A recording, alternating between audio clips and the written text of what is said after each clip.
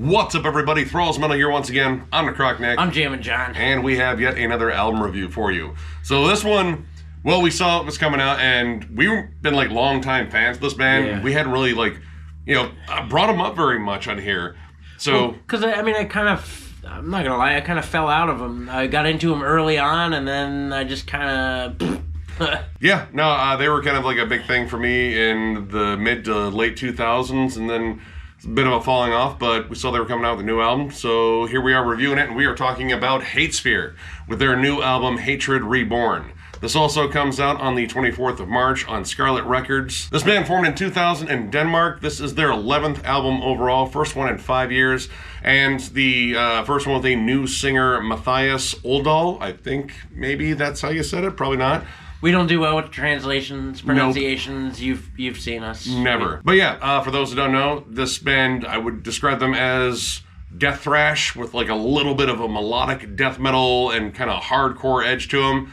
It's pretty much like a bunch of rowdy, violent music pretty much wrapped up into one, and it's just out to punch you in the face. And that is almost kind of the attitude of Hatesphere in general in terms of their music. It's just fast, aggressive, punchy, and they're back at it again. Although you wouldn't really know that from the opening track, at least not the intro. The Awakening opens up with a classical guitar, nylon strings, you can hear the pick slides, the string slides, nice dreary melody, and then tension builds, and then there's some toms, and that's the opening track. And right into, the title track, and you get this syncopated chug. Honestly, kind of took me back to like early Meshuggah in terms of just them chugging when they were more of a thrash band. Or like early Fear Factory. Yeah. It's just got that kind of tightness in the syncopation. And we finally get to hear their new vocalist, and holy shit, he kind of sounds like their old vocalist, Jacob.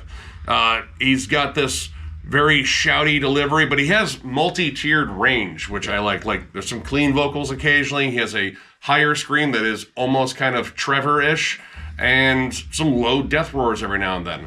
And he sounds really good out in front. Yep, a great fit for this band. Because I know they kind of volleyed around after Jacob left and couldn't quite get that sound that they were looking for, but it's back now. Yeah. So. The guy they had before this was pretty decent. Like, I thought he was good, but I don't think he had like the power and the intensity. Yeah. This guy kind of has that. Like, he sounds like he's trying to start a fight with his words, and that's kind of the energy you need for this band. The bread and butter of Hatesphere has always been their faster, thrashier side, at least in my opinion. When they were going full tilt and firing off thrashy riffs with like big ass breakdowns and tons of groove, like that is where they are at their strongest. Namely songs like 918, Darkspawn, and the holy shit that was heavy song Gravedigger. Yes. That song opens up with ferocious machine gun guitars, channeling all the Slayer fucking energy they possibly could. It's just peaked aggression. It wants to start a fight, it wants to throw a chair, but you're trying to talk it down, but it's no fucking good. And it's pretty much that energy that remains for the rest of the album. Except for in the truest form of Pain, where it has another classical intro. But even that song ends up being just a thrashy banger. I mean, that's what Hatesphere is. Yeah, there's a lot of setup. There's a lot of melodies still peppered in, like some dissonant melodies that come in Darkspawn, which I think has some really cool, like just darker, more sinister riffs on it. Yep. But it's about getting down to the violence. Like these are pit anthems. They want people to punch their best friends or maybe smash a bottle over their head. Oh yeah, especially in a brand of Sacrifice, which is pretty much more straightforward for them, but just a stomper. Yeah. They just all right, punch somebody. And this band loves like a good stomping groove, and the main thing is riffs. Riffs are pretty much their bread and butter. They like them tight, thrashy, loaded with fucking energy, and that is what this band does exceedingly well. But at the same time, I was kind of surprised by some of the melodies on here. Like, there's some really good haunting, dark atmosphere on here, and some of them, like, more dissonant melodies. This band is mostly known for, again, just kind of thrashy, chuggy riffs, but it's nice to hear them use some, like, really cool dynamics like Darkspawn. Darkspawn has a really good dynamic between the straight-up death thrash sections, just high speed, probably one of the fastest songs on the album. It's up there. But then flipping over to a more like just flat out brutal sort of chorus on it with just ferocious chugging riffs and dark, sinister melodies on that song. Again, it's the atmosphere is a little bit different on that one. 918 also has some very dark, doomy melodies. In fact, it's kind of almost sludgy at times. One of the things that stood out to me was during both the chorus and the bridge of that song, the melodies in there remind me of Revocation. A little bit, yeah. The main riff that repeats on that song, too, I really like that, how it has like this sort of like, chuggy tremolo riff that is sort of the backbone of it, and then the second guitar comes in and it accents different points of it differently. It's definitely a trick they've used before. I've definitely heard that in other Hatesphere songs, but it's effective.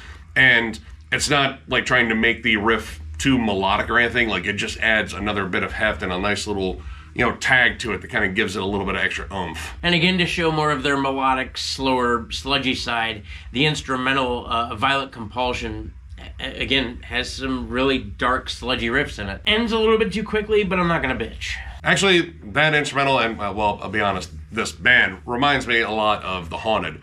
Very similar style in terms of, like, again, like that kind of melodic death metal, but more thrash metal, but there's a bit of hardcore and also just regular death metal, and we're all, getting along violently.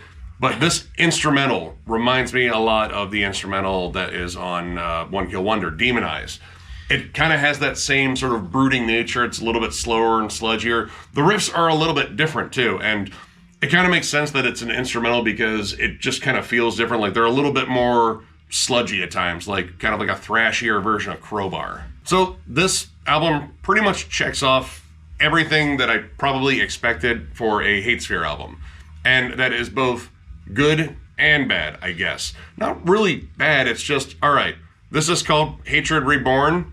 I could even argue it could be called Hatred Recycled, because this kind of sounds exactly like a Hatesphere album. Nothing really wrong with that. This band does one thing really well. Their sound is theirs.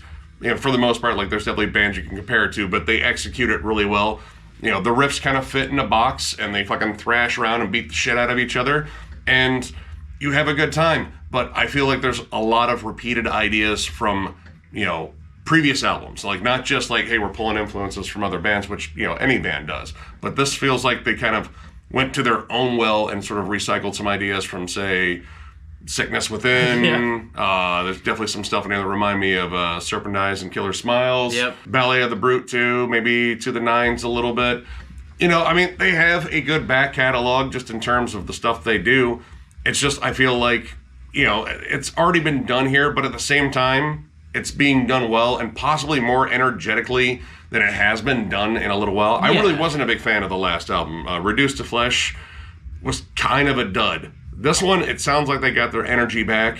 I mean, recycling, that's a good way to, that's renewable energy right there. But it sounds earnest. It sounds, they fucking mean it again. And I think with this new singer, it's some added energy to it. So if anything's reborn in this case, I don't know if it's Hatred Reborn. If anything's reborn, it might be just be the energy of this band. Yeah. Which is a good thing. You hate to see bands kind of drop off and lose their thunder, and you're like, oh, come on, guys.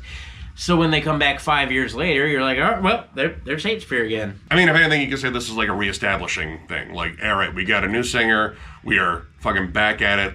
Let's lay down our sound, the things that, our fans know us for. And then, we'll fuck around and kind of experiment a bit on the next one. I mean, honestly, probably not. Just, you just make Hatesphere albums and it's totally fucking fine. And the fact that this is still fun. Like, there's some fun, riffy songs like Cutthroat. Honestly, there's some fucking, like, Pantera flash to some of those riffs that, you know... Like Reinventing the Steel style flash. Yeah. Like, you can just hear it in the melodies. It's got almost that, like, southern twang to it. 100%. And it's an oddly happy song about cutting throats, I guess. Like, it just kind of has this peppy fucking bounce. Like, yeah, come on. We're gonna fight someone? That's right. I mean, if that's your thing, fucking might as well have fun doing it. Just... Hey! And to add to the fun factor, Hatesphere is also known for covers. They threw on a really good cover of Another Piece of Meat done by the Scorpions off of Love Drive, or as I like to call it, the Sticky Titty album. Huh? I still do not fucking understand that cover, but I'm not supposed to. But they do what Hatesphere does with a cover, and they make it their own song. Like, they thrash it up. They make it way more aggressive. It's definitely their own. Yeah. I mean, the melodies are still in there. The riffs are still in there. You can still tell it's a Scorpion song, but it is done as Hatesphere. Yeah, it's violent, but has very sexually charged lyrics. So I don't know. There's a lot of like wires crossed on that one in terms of that. And they even thrown a live track of The Fallen Shall Rise and River of Blood, which is one of my favorite tracks off The Sickness Within. And guess what? They still sound awesome live.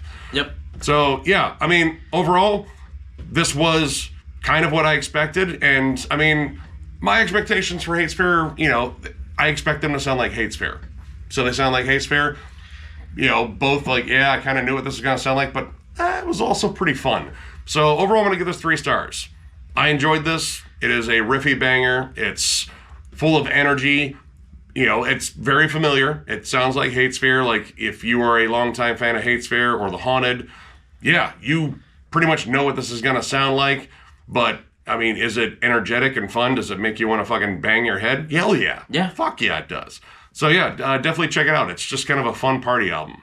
Once again, I'm with Nick on this. It's a 3. You can't really give it a whole lot more than that because it's a Hatesphere album. And that's not a bad thing at all. I had fun. I had a great time. I banged my head.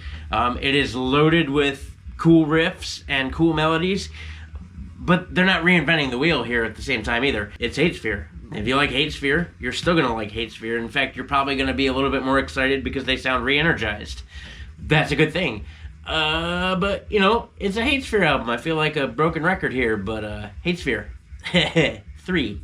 So, if you enjoyed this review, give it a thumbs up, and if you are new to the channel, subscribe, because we do stuff like this all the time.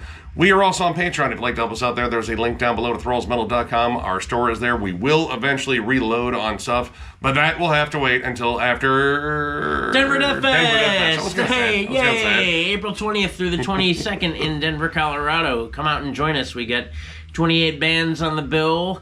Some bigger names there, including Pyrexia and Necrotic Wasteland. Thank you guys. It's been a lot of fun putting this together. It's been a motherfuck of a roller coaster, but it's been a lot of fun. Please come out and join us. $60 for 3 days, $45 for 2 days, or $25 for 1 day, and that's if you buy in advance. If you wait till the day of show, it's $35 a day. Yeah, if you're gonna attend all 3 days, you do the math. That's what, 105? I don't know, math is hard. But yeah, come on out, join us. Go to denverdeathfest.com. Check it out for yourself. And of course, thank you all very much for liking, subscribing, following, all that jazz. We fucking love doing this. We love the rapport we get. Yep. Again, you know, the thank you part, it gets weird at this point. Thank you. It always gets weird. But, yeah, I just have to do it because I genuinely mean it. It's awesome doing this. We both mean it. I fucking love this too. Like, this is tons of fucking fun. Yep. And, yeah, we're kind of working on some ideas for other stuff in the future. Maybe bringing back some stuff. Yeah, I had a long talk about what we're going to do to spice up our content. And that doesn't mean Spreadlord's OnlyFans, although you can find him there under Spreadlord. Don't do it.